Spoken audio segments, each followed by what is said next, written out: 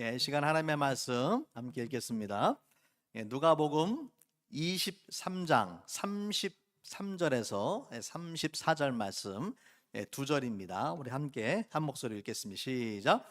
해골이라 하는 곳에 이르러 거기서 예수를 십자가에 못 박고 두 행악자도 그렇게 하니 하나는 우편에 하나는 좌편에 있더라. 이에 예수께서 이르시되 아버지 저들을 사하여 주옵소서. 자기들이 하는 것을 알지 못함이니라 하시더라. 그들이 그의 옷을 나눠 제비 뽑을세. 아멘. 메비시리.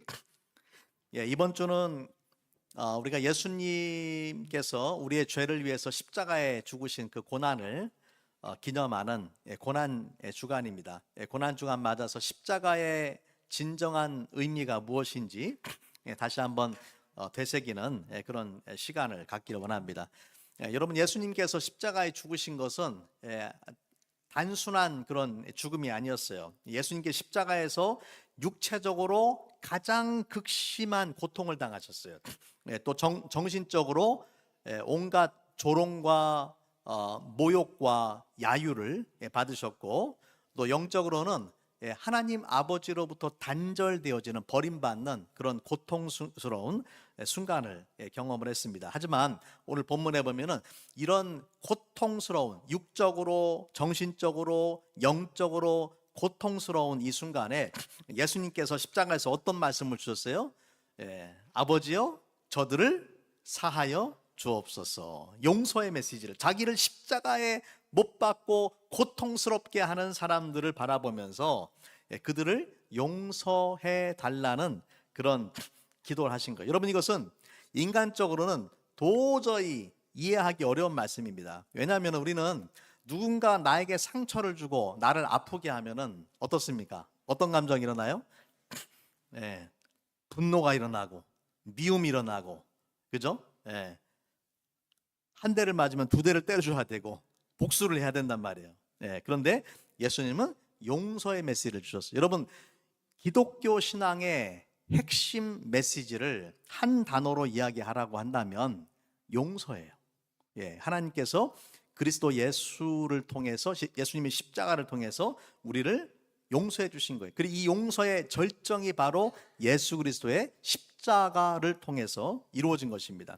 자, 그래서 오늘 이제 고난주간 맞아서 예수님의 그 용서의 특징이 무엇인지, 십자가를 통해서 보여주신 용서의 특징이 무엇인지, 그리고 그러한 용서를 받은 우리가 어떤 삶을 살아야 될지 함께 나누기를 원합니다. 자, 오늘 말씀 속에서 먼저 세 가지 예수님의 그 용서의 세 가지 특징을 함께 살펴보기 원하는데요. 첫 번째는 뭐냐면은 예수님의 용서는요, 상황을 초월한 용서예요. 상황을 초월한 용서. 같이 한번 해볼까요? 상황을 초월한 용서. 오늘 말씀에 33절 말씀에 보니까 해골이라 하는 곳에 이르러 거기서 예수를 십자가에 못 박고 두 행악자도 그렇게 하니 하나는 우편에 하나는 좌편에 있더라. 여러분, 우리가 잘 아는 것처럼 하나님은, 예수님은 죄가 없으신 하나님의 아들이세요. 그런데 예수님께서 두 행악자와 함께, 범죄자와 함께 십자가에서 못 박히셨다라는 것이죠. 여러분, 십자가형은요, 아무한테나 주는 그런 형벌이 아닙니다. 죄질이 가장 안 좋은 흉악범들에게만 주는 사형 방식이 바로 십자가형이었어요. 잔인하고 고통스러운 형벌이에요. 너무나 잔인하고 고통스럽고 수치스럽고 비인간적인 그런 사형 방식이기 때문에 당시 로마 시민들에게는, 시민권자에게는 십자가형을 내리질 않았어요. 로마 시민이 아닌 사람들에게만 십자가형을 내린 것입니다.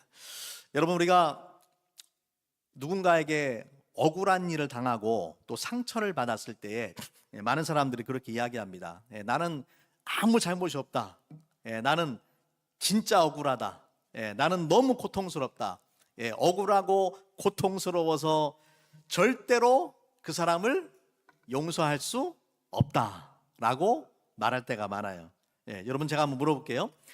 세상에서 가장 잘못이 없으면서 가장 억울하고 가장 고통스럽게 죽임을 당한 사람이 누굴까요? 정답을 잘 알고 계시네. 예. 예. 그렇죠. 예수님은 가장 잘못이 없는 분이에요. 죄가 없으신 분이에요. 가장 억울하게 죽으셨어요. 예. 그분의 죄를 때문에 죽으신 것이 아니에요. 예. 가장 고통스럽고 잔인하게 죽임을 당하셨어요. 예. 예수님은 가해자가 아닙니다. 완전한 피해자예요. 예. 죄가 없으신 예수님은 억울한 누명을 쓰고 십자가에서 손과 발이 못에 박혀서 고통스럽게 죽으셨습니다.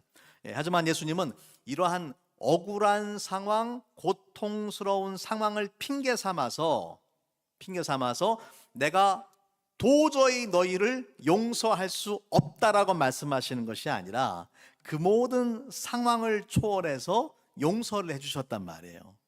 여러분, 내가 너무 억울해서, 내가 너무 아파서, 내가 너무 상처를 받아서, 내가 너무 고통스러워서 절대로 용서할 수 없다라고 우리가 말하지 않습니까? 하지만 예수님은 자신의 억울함, 아픔, 고통, 상처에도 불구하고 그 모든 상황을 초월해서 용서를 베푸셨습니다. 이것이 주님께서 저와 여러분에게 베풀어 주신 놀라운 은혜예요. 자, 두 번째로, 그래서 첫 번째는 예수님의 용서는 상황을 초월한, 우리가 상황을 볼 때는 예수님이 절대로 용서할 수 없는 상황이란 말이죠. 예수님의 그 용서는 상황을 초월한 그런 용서예요. 두 번째로, 예수님의 용서는 대가를 지불하는 용서였어요. 우리가 용서를 하기 위해서는 때로 내가 손해를 보고 대가를 지불해야 될 때가 있습니다. 때로는 나의 권리를 포기해야 되고, 때로는 나의 자존심을 내려놓아야 되고, 때로는 금전적인 손해를 감수해야만 용서를 할 때가 있죠. 자, 그러면은 예수님은 우리를 용서하시기 위해서 어떤 대가를 지불하셨습니까? 예, 맞습니다. 예수님께서 우리를 용서하시기 위해서 치른 대가는 값싼 대가가 아니에요. 값비싼 대가, 아니 값으로 따질 수가 없는 엄청난 대가를 지불하셨어요. 바로 자신의 생명이죠. 에베소서 1장 17절 말씀 우리 같이 한번 읽어볼게요. 시작. 우리는 그리스도 안에서 그의 은혜의 풍성함을 따라 그의 피로 말미암아 속량 곧 죄 사함을 받았느니라. 우리가 어떻게 속량, 여러분, 속량이라는 것은 이 노예나 죄의 포로 상태로 있는 사람이 대가를 지불하고 해방되는 것을 의미합니다. 그래서 우리가 죄의 노예로 살아갔는데 예수님께서 대가를 지불하고 우리를 자유하게 하셨어요. 그 대가가 무엇입니까? 그의 피로 말미암아, 예수님의 피로 우리를 속량하시고 예수님의 피로 우리에게 죄 사함을 주셨다. 여러분, 피는 생명의 상징이에요. 피가 없으면 사람은 죽어요. 그래서 예수께서 우리를 죄에서 구원하시기 위해서 자신의 피를 흘려서 자신의 생명으로 우리의 생명을 대신하셨다라는 것이죠. 자, 베드로전서 1장 18절과 19절 말씀도 같이 한번 읽어볼게요. 시작. 너희가 알거니와 너희 조상이 물려진 헛된 행실에서 대속함을 받는 것은 은이나 금같이 없어질 것으로 된 것이 아니요 오직 흠없고 점없는 어린 양 같은 그리스도의 보배로운 피로 된 것이니라. 할렐루야. 주님께서 우리를 용서하시기 위해서 어떻게 하셨어요? 그리스도의 보배로운 피를 흘려서, 그 주님의 precious blood, 보혈을 흘려서 우리를 죄에서 용서하셨어요. 여러분, 이것이 얼마나 감사한 일이에요. 주님이 나를 죄에서 구원하시고 하나님의 자녀 삼아 주시기 위해서 치룬 대가는 값싼 대가가 아니에요. 값으로 맡길 수 없는 놀라운 그런 대가를 지불하시고 나를 죄에서 구원하셨다라는 것입니다. 여러분, 기억하시기 바랍니다. 용서에는 뭐가 따른다? 대가가 따른다. 치러야 될 대가가 따른다. 근데 또 한편으로 우리가 생각을 해보면요, 용서를 함으로 용서하기 위한 대가 말고도 용서를 하지 않음으로 치르는 대가가 있어요. 때로는 내가 용서하지 않음으로 인해서 치르는 대가가 용서함으로 치르는 대가보다 더 클 때가 많아요. 왜냐하면 우리가 용서하지 않을 때에 우리는 미움과 분노의 종이 돼 버려요. 누군가를 용서하지 않으면 우리 마음속에 쓴뿌리가 있어가지고 그 사람을 향한 미움과 분노에서 벗어날 수가 없어요. 이렇게 용서하지 않으면 우리가 영적으로, 정신적으로, 육체적으로 점점 피폐해져 갑니다.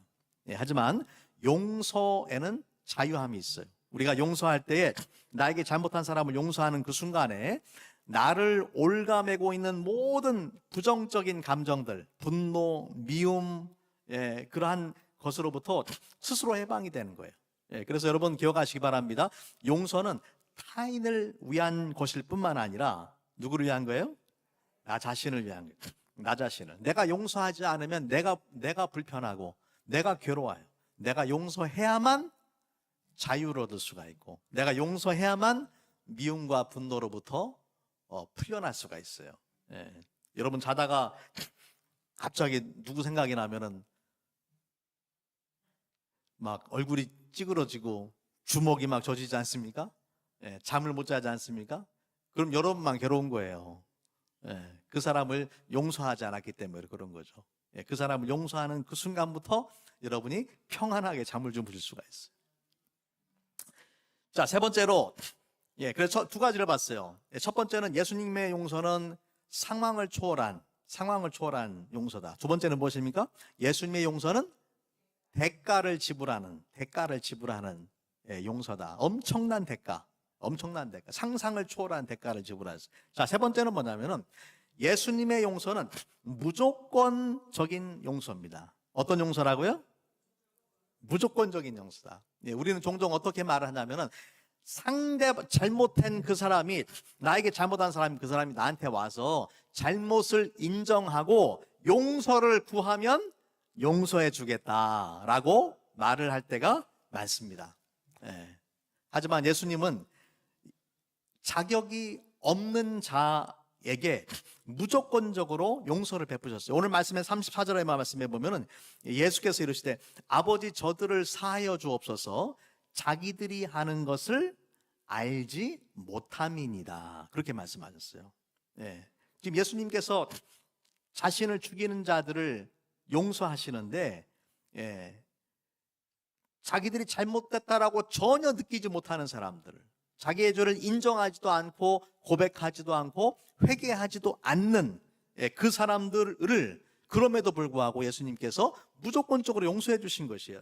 여러분 이것이 바로 하나님께서 저와 여러분에게 보여주신 놀라운 사랑이에요.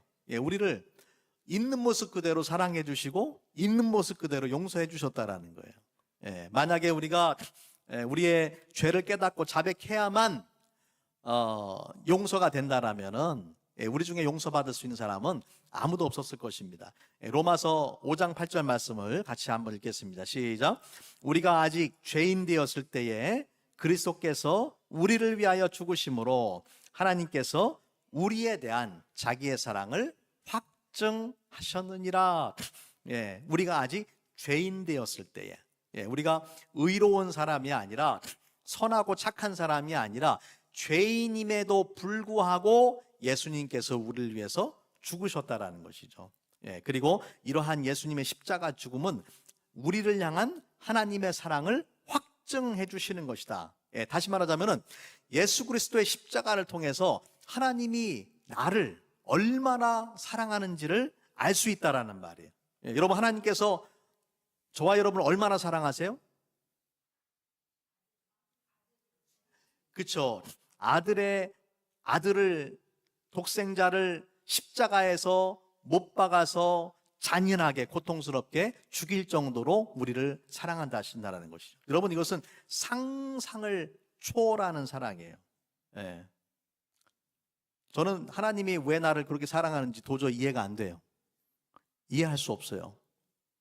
하지만 한 가지 분명한 사실은 하나님은 내가 나를 사랑하는 것보다 나를 더 사랑하시는 분이다. 여러분 이걸 깨우치셔야 돼요.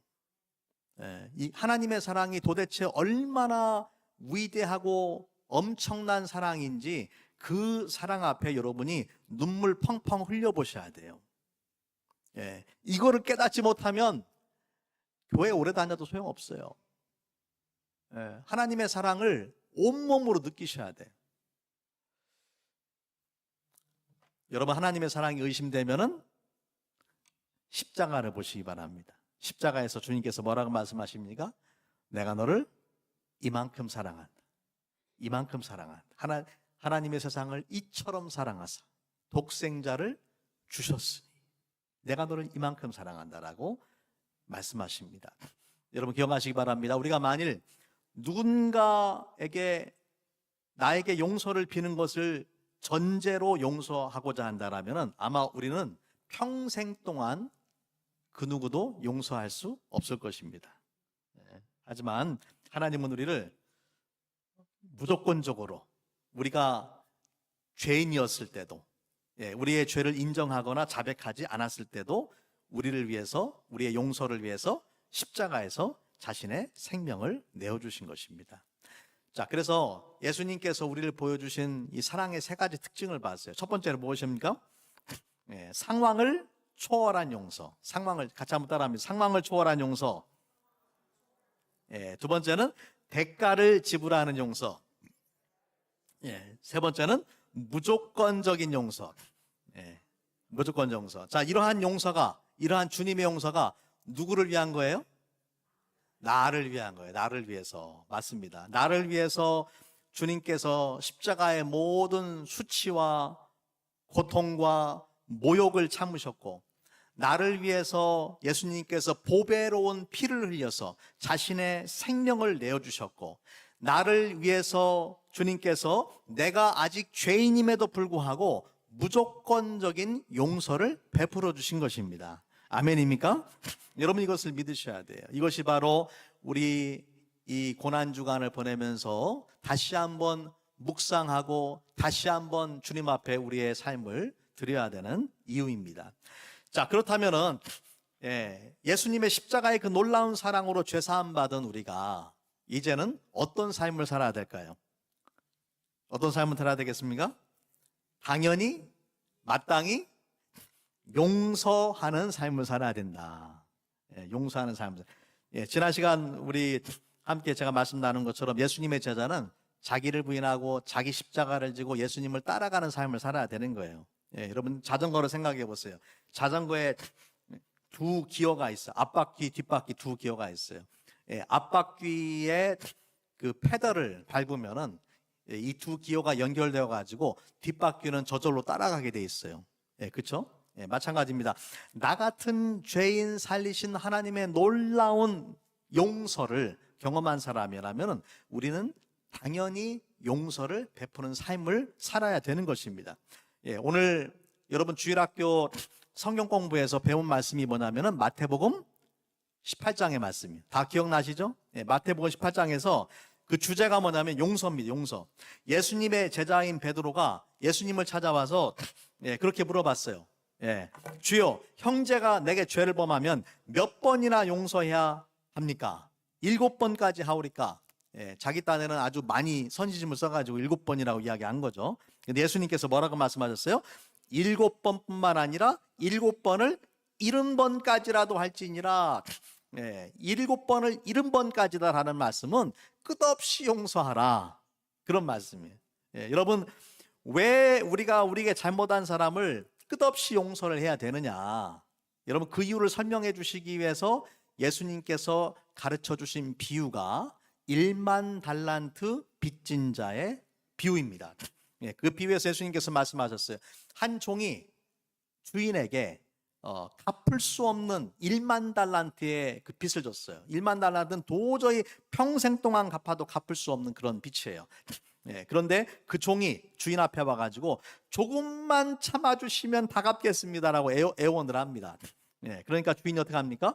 그 종을 불쌍히 여겨서, 궁휼히 여겨서 그 종의 빚을 탕감해 줬어요. 그래, 갚지 않아도 된다. 도저히 갚을 수 없는 빚이기 때문에 하나님께서 그 빚을 탕감을 해주신 것이죠. 얼마나 큰 은혜예요. 그런데 이 종이 자기한테 100데나리온의 빚을 진 동료가 있었어요. 100데나리온은 한 석 달 정도 일하면 갚을 수 있는 그런 돈이에요. 그런데 이 자기한테 100데나리온 빚진 자한테 가가지고 멱살을 잡고 돈을 갚으라고 독촉을 합니다. 이 동료가 말합니다. 조금만 참아주시면 다 갚겠습니다 라고 이야기하는데도, 애걸복걸을 하는데도 그 애원을 들어주지 않고 빚을 갚을 때까지 감옥에 들어가 있어라. 이거를 다른 친구들이 본 거예요.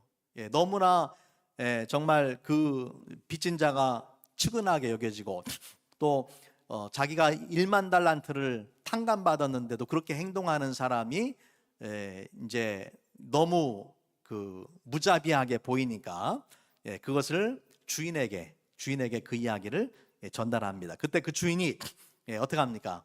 마태복음 18장 32절 말씀부터 제가 한번 읽어볼게요. 이에 주인이 그를 불러다가 말하되, 악한 종아, 내가 빌기에 내가 내 빚을 전부 탕감하여 주었거늘 내가 너를 불쌍히 여김과 같이 너도 내 동료를 불쌍히 여기는 것이 마땅하지 아니하냐 하고, 주인이 노하여 그 빚을 다 갚도록 그를 옥졸들에게 넘기니라. 자, 35절 말씀 같이 한번 읽어볼게요. 시작. 너희가 각각 마음으로부터 형제를 용서하지 아니하면 너희 하늘 아버지께서도 너희에게 이같이 하시느니라.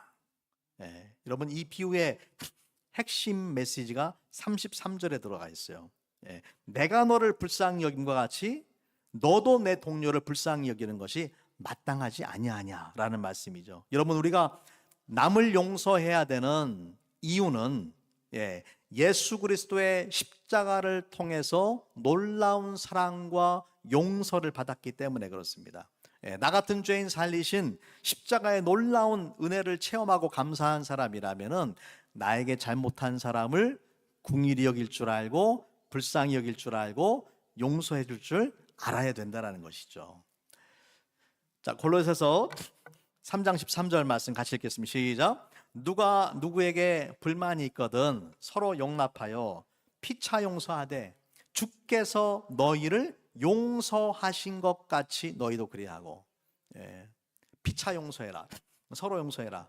왜 그렇게 해야 됩니까? 주께서 너희를 용서하신 것처럼 용서해라. 우리가 용서의 기준이 있어요. 용서의 모범이 있어요. 그 기준은 바로 예수님께서 우리에게 베풀어 주신 그 용서라는 거예요.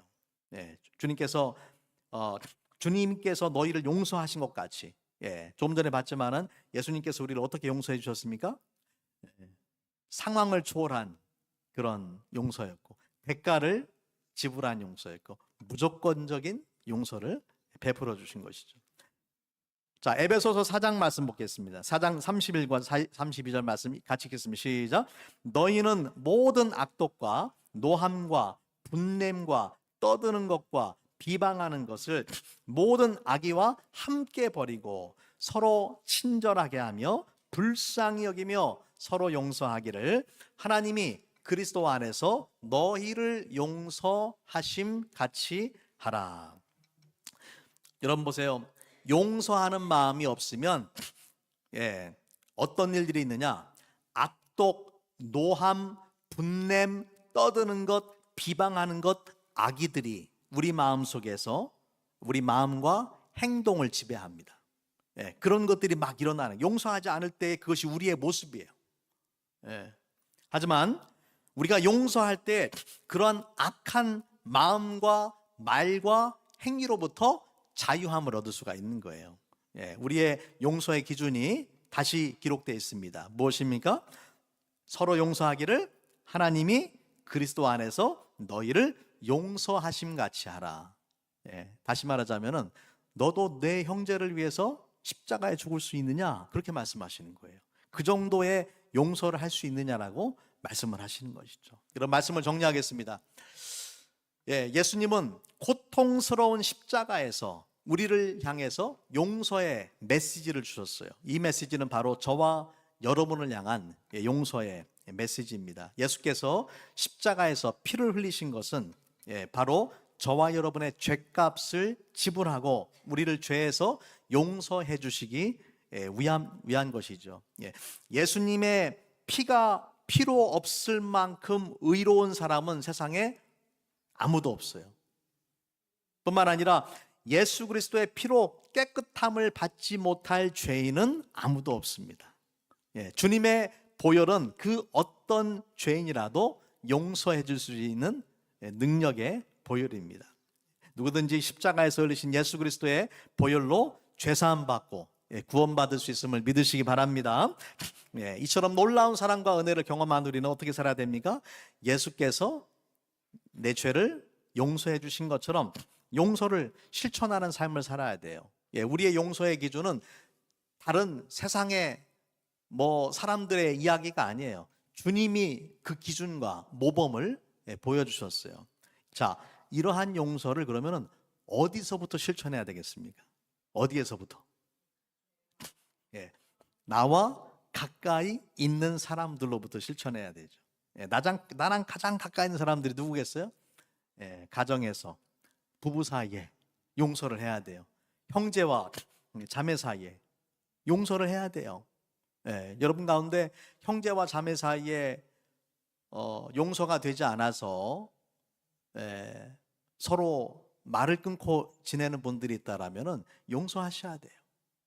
먼저 다가가셔야 돼요.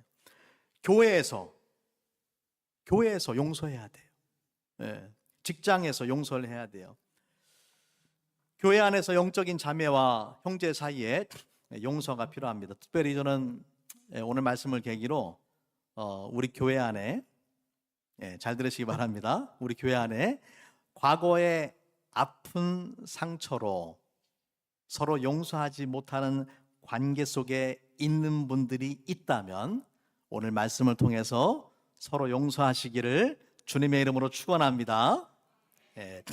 여러분 교회 안에서 우리가 용서를 실천하지 않는다면 그 어디에 가서도 용서할 수가 없습니다. 우리 교회 성도님들이 가끔 저한테 그렇게 말씀하시는 분들이 있어요. 목사님 설교 너무 좋아요. 목사님 설교 듣고 은혜 많이 받고 있습니다. 그렇게 격려를 해주세요. 그러면 제가 기분이 좋을까요? 안 좋을까요? 기분이 좋죠. 저도 기분이 좋아요. 칭찬을 들으니까. 그런데 아무리 설교를 듣고 은혜를 받아도 실천하지 않으면 아무 소용이 없어요. 그렇습니까? 안 그렇습니까? 오늘 성령께서 여러분 각 사람에게 주시는 음성이 있을 것입니다. 여러분에게 용서하기 원하는 사람이 있을 것이란 말이에요. 바로 그 사람을 용서하셔야 돼요. 그 사람은 안 돼요라고 말하면 안 돼요. 그 사람을 용서하셔야 돼요. 그것이 오늘 말씀의 핵심이에요. 우리 잠깐 우리 영상을 찬양 한 곡을 같이 듣고 함께 우리 기도하는 시간을 갖기를 원합니다. 다윗과 요나단의 찬양 1절만 같이 한번 듣고서 함께 기도하는 시간을 갖겠습니다. We're gonna listen to one the Korean hymn. This will be only in Korean. Yeah, please, forgive me. So we're gonna just listen one the first verse and have a time to pray together. 전체 화면으로 해주세요. 전체 화면.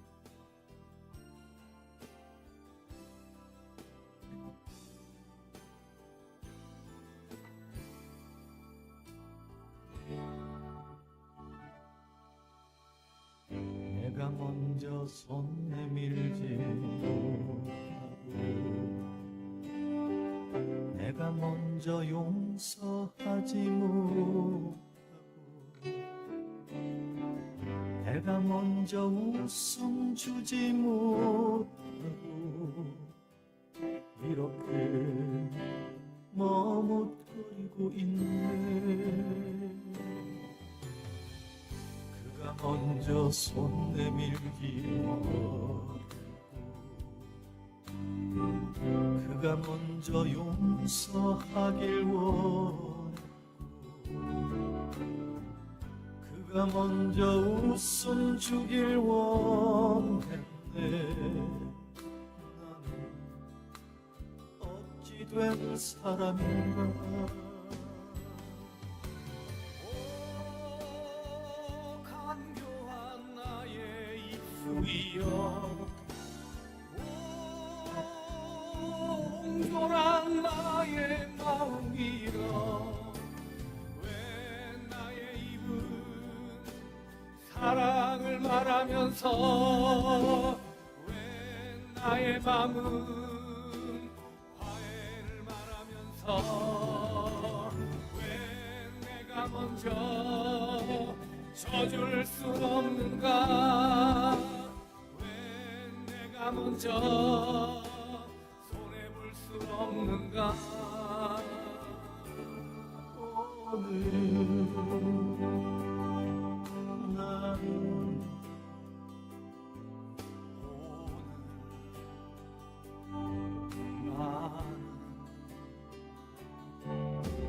주님 앞에서 몸둘바 모르고 이렇게 긁히며 서 있네. 어찌할 수 없는 이 마음 주님께 맡긴 채로. 예, 됐습니다. 예, 우리 잠시 기도하는 시간을 갖도록 하겠습니다. 예, 이 시간에 오늘 말씀 통해서 주님이 주시는 음성에 다시 한번 귀를 기울이시기 바랍니다. 특별히 성령께서 여러분이 용서하기 원하시는 그 사람의 얼굴을 떠올려 주실 것입니다. 예, 주님, 그 사람은 안 돼요라고 말하면 안 됩니다. 예, 왜냐하면 주님은 나를 있는 모습 그대로 용서해 주셨기 때문에 그렇습니다. 예, 이 시간 그것이 가족이 될 수도 있고, 교회 안에 형제와 자매가 될 수도 있고, 여러분 가까운 이웃이나 친구일 수도 있습니다. 그 사람을 용서하게 해달라고 성령께서 여러분의 마음과 생각을 온전히 주장하시도록 함께 기도하기 원합니다. At this time, as we pray, think about the message for today and think about the person that you have not been able to forgive. It might be one of your church members, might be family members, your neighbors, your close friend. And pray, ask the Lord to give you a heart to forgive that person just as God has forgiven you through the cross of Jesus. Let us pray.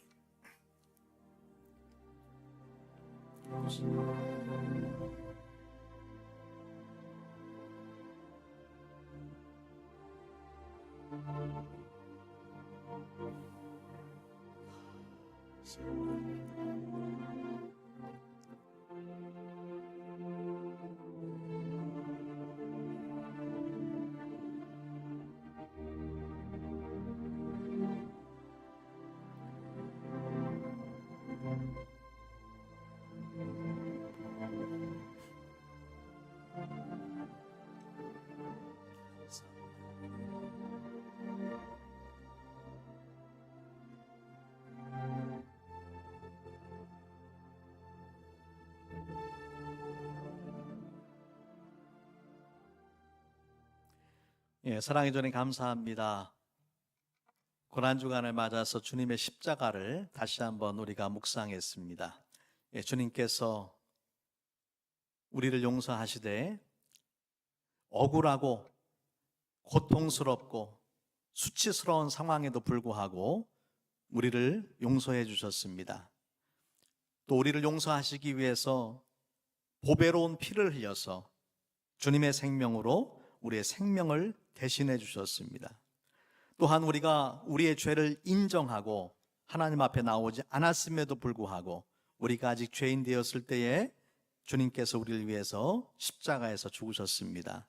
그 놀라운 사랑과 놀라운 은혜를, 그 용서를 우리가 누렸으니 주님 이제는 우리가 용서의 사람, 은혜의 사람이 되게 하여 주시옵소서.